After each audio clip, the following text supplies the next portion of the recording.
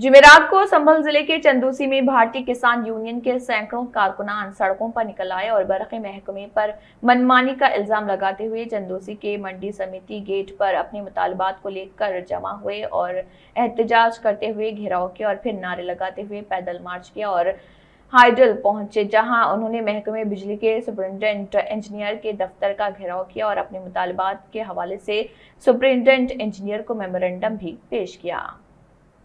Sir, आज आपको किसान भाइयों ने ज्ञापन दिया है, कुछ मांगे रखी हैं, कुछ शिकायतें रखी हैं, आपने वार्ता की उनसे, तो क्या कहेंगे इसमें?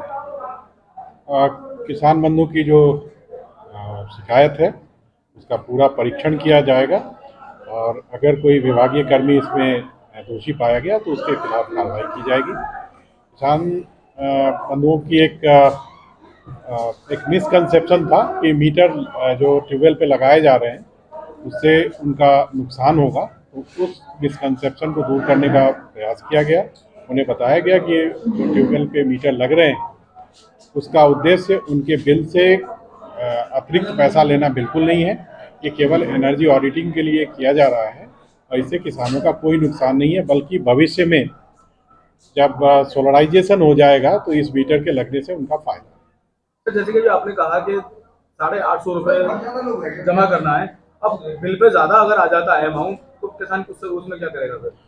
नहीं, ये बताया गया कि जो टैरिफ के है फिक्स टैरिफ, उसके हिसाब से 170 रुपये पर BHP बिजली का टैरिफ है।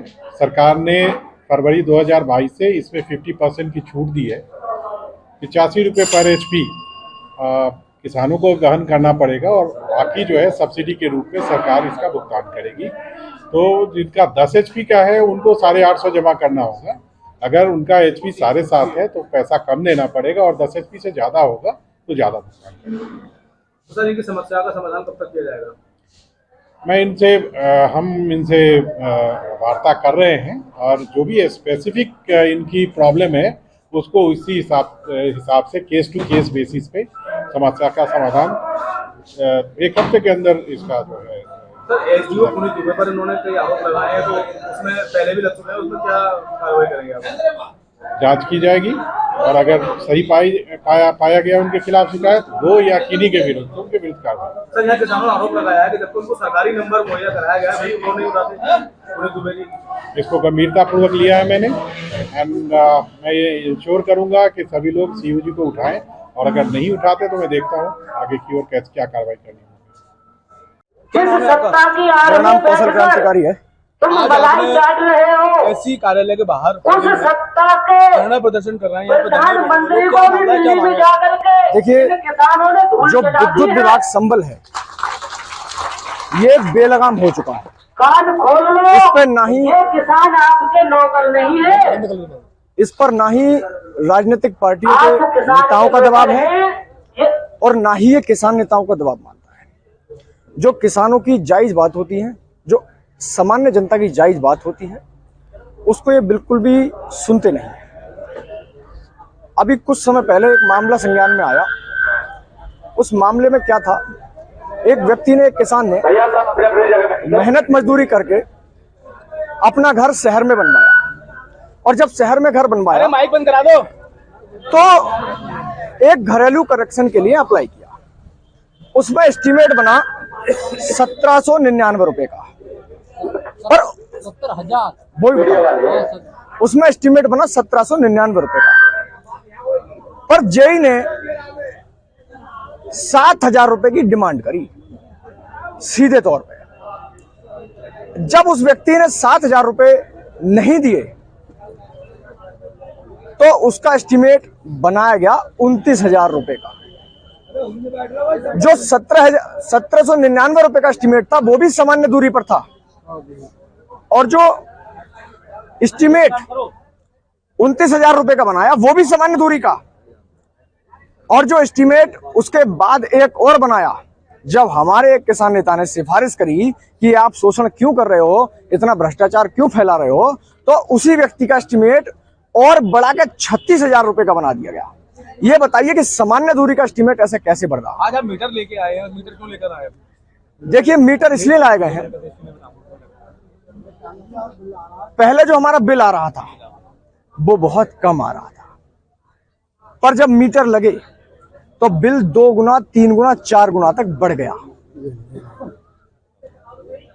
इसके खिलाफ हम आवाज उठा रहे हैं और इसीलिए हम मीटर तोड़ के लाए। अच्छा, शोषण की बात किसान यूनियन कर रही है, किस प्रकार का शोषण हो रहा है?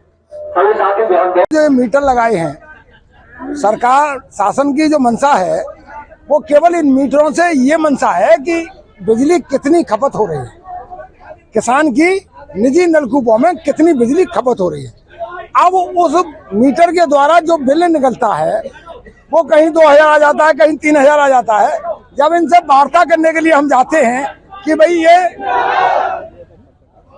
ये जो है क्यों इस तरह से बिल को बढ़ता है, तो उन्होंने कहा कि हॉर्स पावर, मोटर की हॉर्स पावर जो है उस हॉर्स पावर के अधिक है, लोडिंग अधिक है।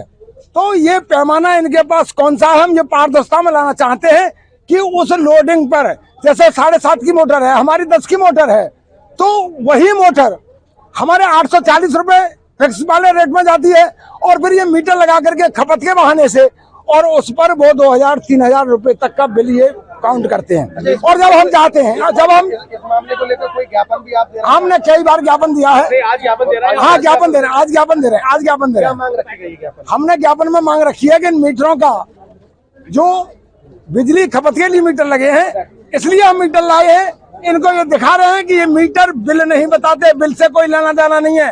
अगर आप कोई लोडिंग की बात करते हैं तो आप हमारे एक प्रतिनिधि मंडल के साथ, आपके अधिकारियों के साथ हमारी उस लोडिंग की जांच कर ली जाए, चिन्हित कर लिए जाए 10 फुट ट्यूबवेल, निजी नलकूप 10 चिन्हित कर लिए जाए और उनकी लोडिंग की जांच कर ली जाए। ये लोडिंग के बहाने से किसानों की लूट कर रहे हैं। और आगे और बताएं। तीसरी बात ये है कि हर गांव में बिजली के तार पकड़ के लोग बिजली जला रहे हैं। ये जो बिजली जल रही है गांव-गांव, उसमें दोषी इनके कर्मचारी लाइनमैन हैं। नहीं, क्यों, वो क्यों है? वो इसलिए है कि वो पैसे लेकर के उन लोगों को, जो कनेक्शन धारक हैं, उनके यहाँ कनेक्शन पर मतलब उनके तार नहीं लगते और जो पैसा देते हैं उनके यहाँ तार लगते हैं। तो फिर भी आपकी मांगे नहीं मानी गई तो क्या रणनीति होगी? हम इस गेट को बंद करके ना इनको हम जाने देंगे और ना हम यहाँ से जाएंगे। हमारी आर पार की कुश्ती होगी।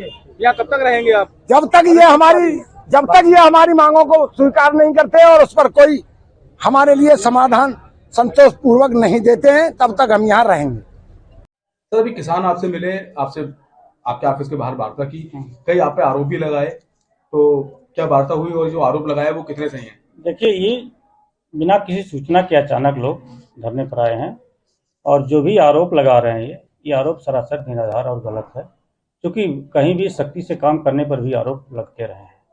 इस सख्ती से काम कर और जो कम छोटे पर्ची पर ज़्यादा गन्ना तोलवाना, इसके लिए भी प्रेशर बनाया गया है। मैंने नहीं सुना है जिसके लिए ये अलग से। अच्छा, वो कौन सी मांगे हैं जो इस जबरदस्ती आपकी? हमसे कुछ मांगा बताया ही नहीं। जैसे इन्होंने भी आरोप लगाया कि हमारी पर्चियों का पेमेंट नहीं किया जा रहा, बाहर से गन्ना दिया जा रहा है, उस पर क्या कहेंगे आप? देखिए, इसके लिए शिकायत पहले इन लोगों ने किया था, तो डीएम साहब ने भी संज्ञान लिया था, क्योंकि डीएम साहब किसानों की अलग से मीटिंग करते रहे हैं, उसमें आया था मामला। तो डीएम साहब ने हम लोग खुद उनसे विचार विमर्श करके जितनी जगह से इनके साइट हैं जहाँ से गन्ना दूसरे जिलों का आता है, सब पुलिस बूथ बनवा दिया था, जिस पर एक पुलिस का आदमी और एक चीनी मिल का आदमी और विभागीय अगर खाली है तो